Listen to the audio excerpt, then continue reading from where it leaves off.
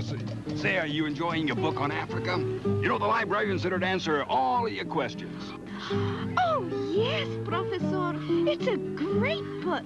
Thanks for picking it up at the library for me. You know, Josie, you remind me when I was very young. I used to read and read all the time, and that's how I got to know so much. Yes, you do know a lot, Professor. Yes, I do. Well, look, I'm off to do some more digging. Now, you enjoy the book, and don't forget, I have to return it next week.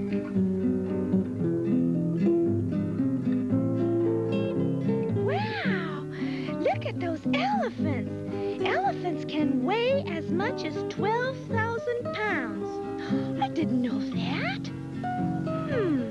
Cheetahs and Bengal tigers are among those animals considered endangered.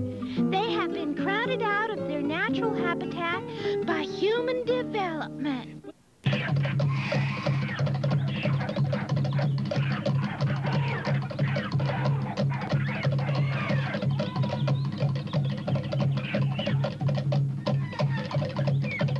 Help! Bruja, you better set me free! Cállate! What's all this noise about? You better set me free, Bruja. I can't! Why not? I need you to help me kill leopards, tigers, some cheetahs, and goats, and a few elephants. Then I'll set you free! What? You know the bush country. You know exactly where to find the animals. I need the animals for my clothes, and I could use the elephant tusks for my living room lamp. So, you will lead me to where the animals are. And on the way, we'll pick up a little lion cub for my new pet. I will not lead you anyplace. Those animals deserve to roam free. You can use cloth for clothes rather than animal skins. If everyone went around killing animals for coats and shoes and gloves and purses, well, there wouldn't be any more of those animals left. So what? Well, that would disturb the balance of nature, Bruja. And how about having a lion as a pet? Ha! How would you like to be all caged up, without any of your family or your friends, not able to take walks or play? Wild animals must remain free.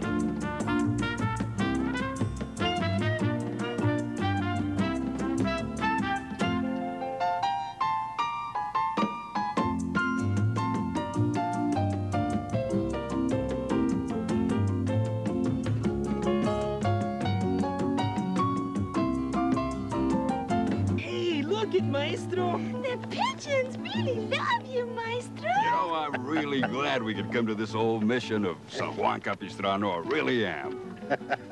Well, you know, it's Josie and Chavo's first visit here, and they're anxious to see everything. Well, you know, I know the mission pretty well. I did some digging here a few years back. Would you like me to show you around the place? Oh, sí, primo. I bet you know the mission better than anybody. Well, I'm not sure about that, but I'd be happy to share all I know and some secrets, too.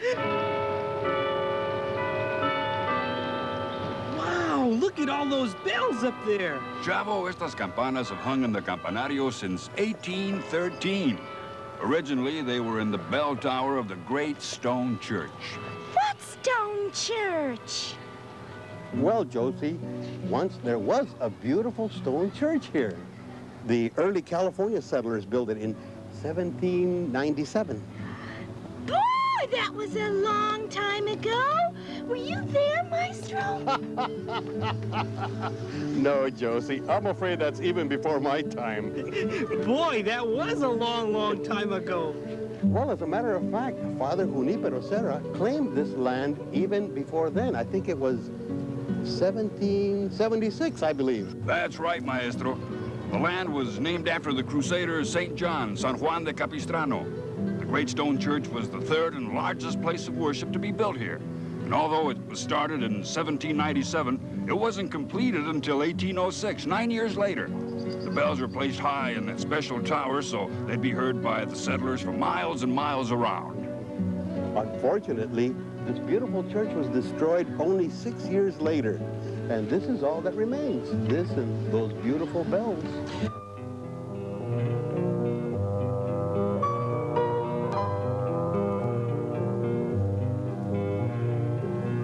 Hi, Frank. Hi, Maestro. How are you? Fine, you? I want you to meet some friends of mine. That's Chavito. Chavito, hello. Hi, Frank. And this is Chivo. Chivo, how are you? Hi, just fine. They want to know everything there is to know about Mars. Well, I think they've come to the right place. We know something about Mars here. What's it like on Mars, Frank? Well, I think one of the big things that you would see there is there's no rain, there's no water on Mars. It's dry as the Sahara Desert. Although we do know that there is water frozen underground, like in Alaska. You would see huge mountains there, bigger than anything on the Earth. There's one mountain that is 15 miles high and almost 300 miles across at the base. And the base of that mountain is being eroded and chewed away by high winds on Mars.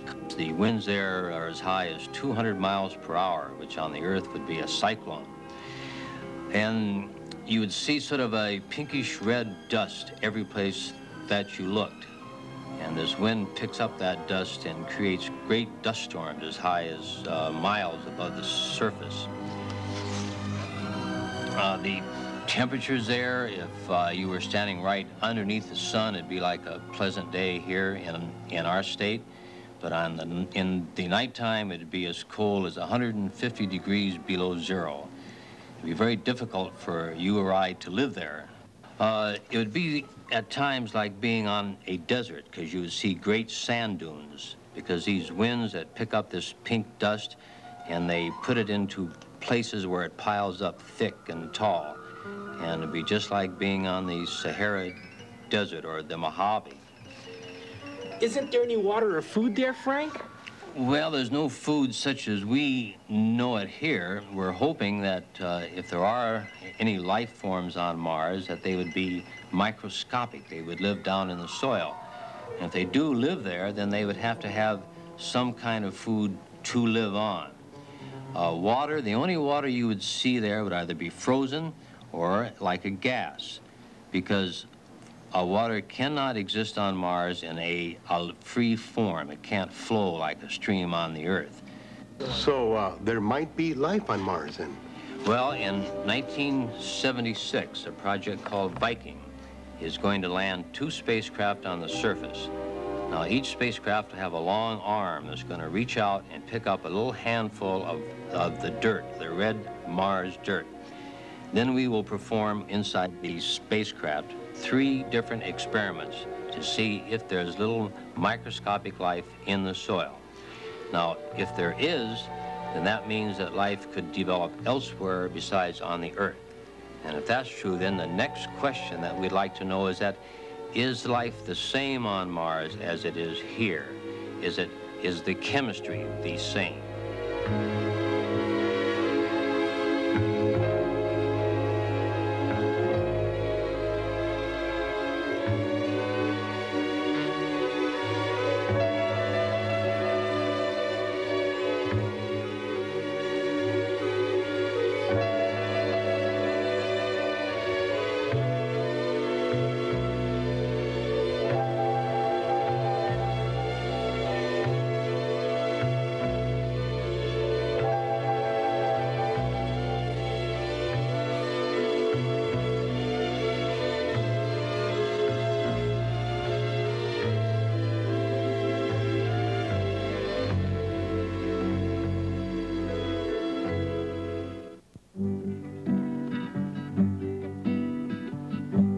Los domingos siempre son días de ansiedad. No encuentro paz en mi soledad.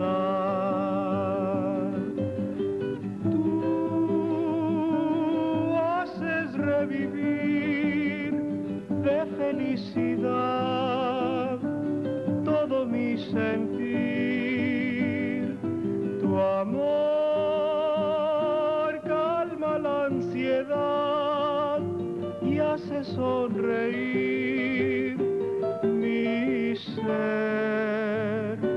Los domingos siempre son días de ansiedad, esperando la hora en que vendrás, en que vendrás.